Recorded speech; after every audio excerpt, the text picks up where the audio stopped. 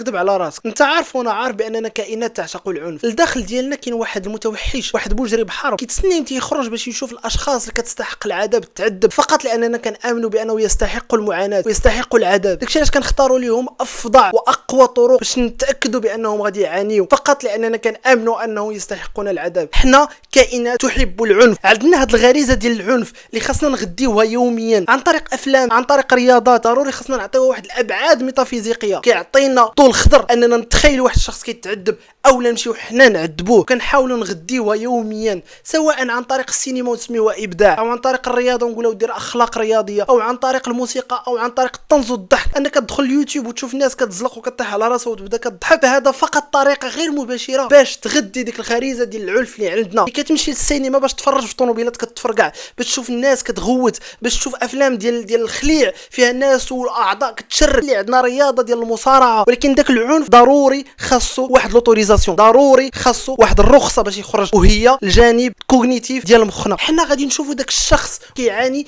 فقط الا كنا كنامنوا بانه يستحق المعاناه. وهذا الشيء علاش كنعطيو واحد لوتوريزاسيون لدماغنا، واحد كارت فيغ باش انه يمشي ويتخيل الالم ديال الناس ويقول بان داك السيد كيستحق العذاب. ما كرهتوش انه يعاني، ما كرهتش انه الضفار ديالو يتقطعوا، ما كرهتش ان الجلده ديالها تحيد، فقط لاننا كنامنوا بداك الشيء. الدماغ ديالنا يعشق العنف الا كان واحد لو كادر، واحد لو كونتكست لوجيك مورال واكسبتابل. ضروري نفهموا هذا الشيء باش نحاولوا ما امكننا نقصوا من هذه الغريزه، خصوصا انها كتبان بطرق غير مباشره. كتقول مع راسك راه كنت كنضحك معاه، راه كنت كنطنز معاه، راه هي الفيديو هذاك، راه هي الفيلم هذاك، راه هي جوج مدابزين في الزنقه وانا خرجت نتفرج فيهم وصافي. لا، خاصك تفهم بان هذه الطرق كلها هي طريقه باش كتغدي العنف ديالك.